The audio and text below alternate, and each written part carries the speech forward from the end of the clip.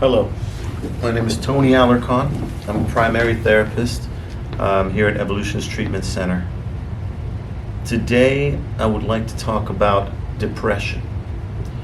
Not only as a component and as a factor that seems to ride alongside anxiety when it comes to addiction and dual diagnosis, but as a manageable feeling, not unlike anger.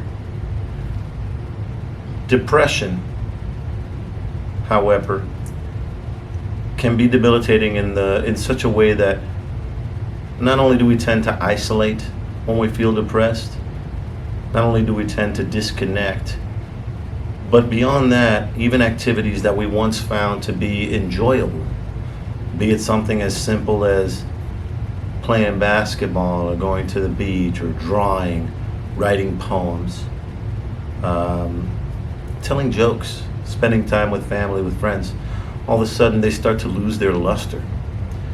A lot of times that's because we connect the activity or even our own very existence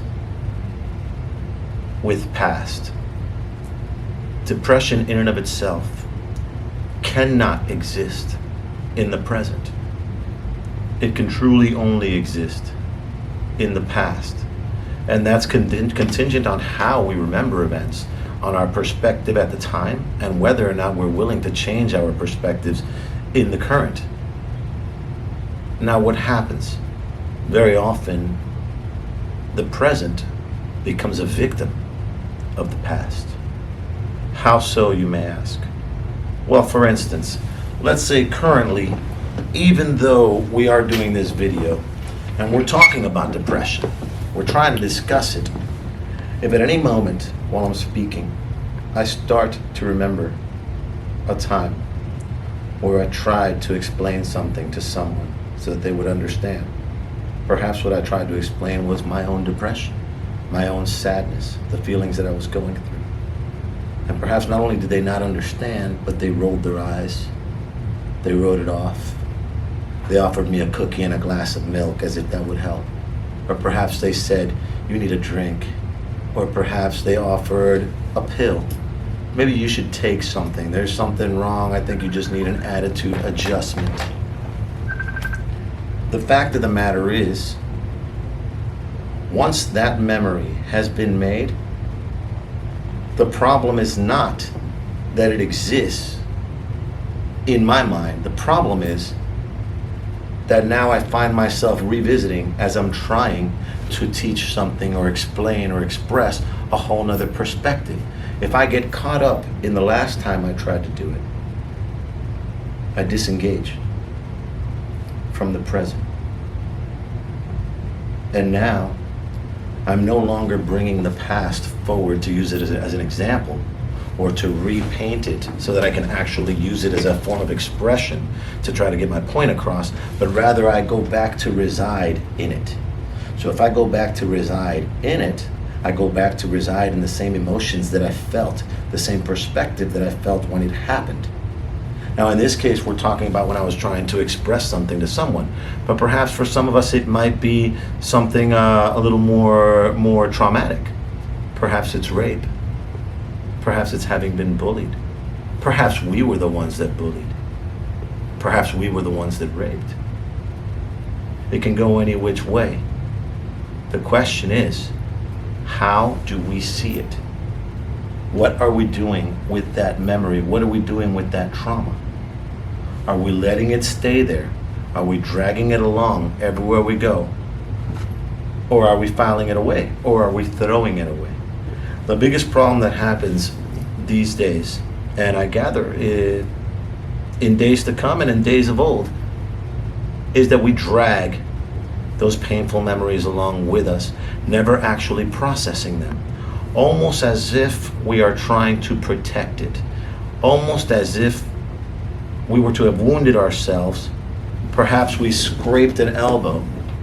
But then rather than having cleansed it or disinfected it and made sure that there were no pieces of debris in it, instead we wrapped it. We wrapped it in a shirt to protect it. Then what happens? You bump it into something. We decide, ooh, I felt that pain again.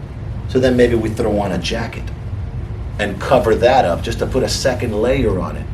Then we start to realize it still feels uncomfortable when I move it. So then we wrap some ice over the jacket, over the bandage, over everything, never once having considered that we need to undress it, to disinfect, to process. Instead, what we wind up doing is protecting the pain, protecting it from ever healing. In our minds, we feel like we're actually dealing with it, but in essence, what we're doing is suppressing.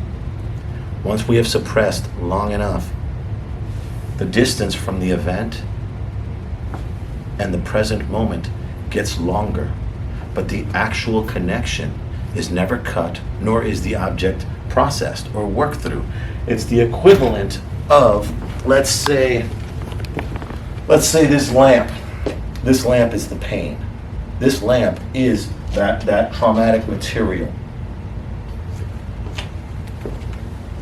I take that moment and I connect it.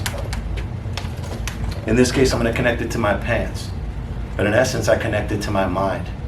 And I choose not to deal with it, but rather I try to move on through life. Eventually, it starts to affect other things. Eventually, before you know it, I'm dragging the chair, I'm dragging the mat, I'm dragging the pain, and everything and everywhere that I go is affected by the pain, by the memory, by that painful, traumatic memory. The only way out of it is to come back, untangle, move things out of the way, to get back to the actual injury, so to speak, the actual traumatic element. And then, once we've got it free, we can deal with it, we can process it, we can file it if we wish to come back to it at another time. But the main lesson is don't drag it, because if you drag it, it will impact and affect every single new memory. Every single new memory will have a taste, a smear of that old painful memory, that old painful trauma. Yes, we will drag that trauma into our work relationships, our friendly relationships, our familial relationships, our professional relationships, our lives, our children. Everywhere. Everywhere we go, we'll bring it with us, unless we choose to disconnect.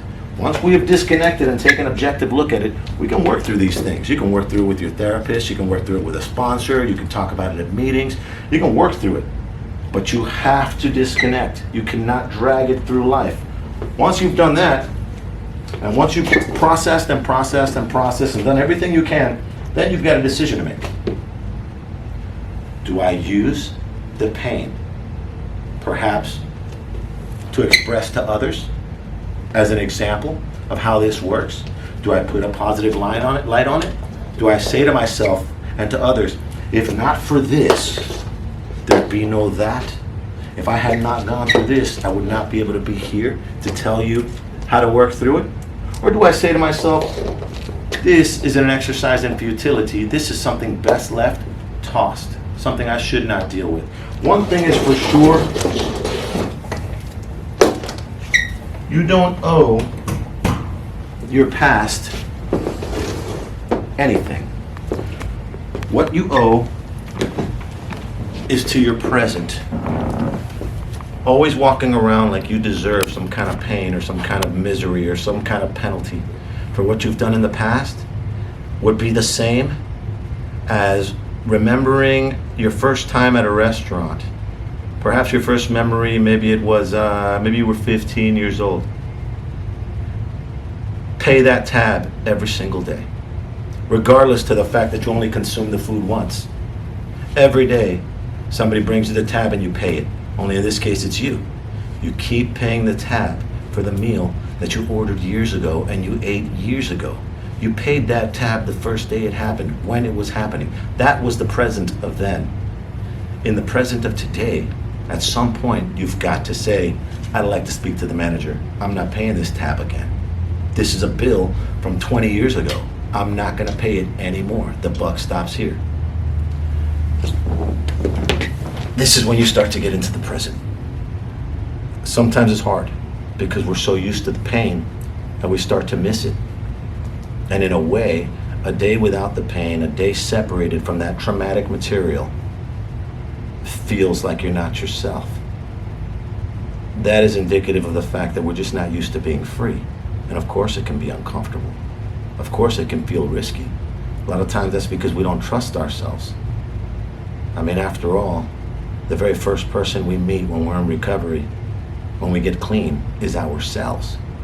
And not that version of ourselves that had its own foot standing on top of its neck.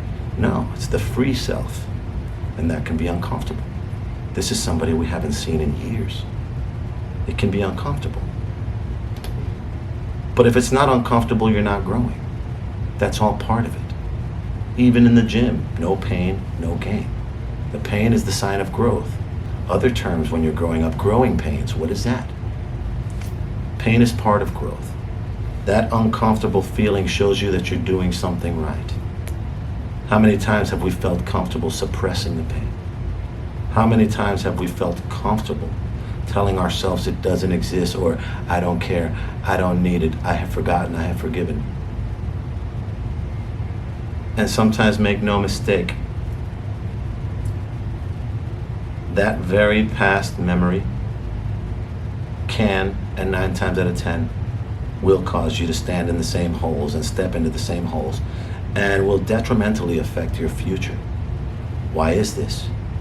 Well, if the past no longer exists because it is not the present, and we know this because if I were to ask you right now, can you please give me a bite of your breakfast, and it is 3 in the afternoon, you can't give me a bite of it. You can't give me a sip of your morning coffee. It's gone. It no longer exists. But you had it. It must have existed. Yeah, it did. It existed then. It no longer exists. Now it's completely gone.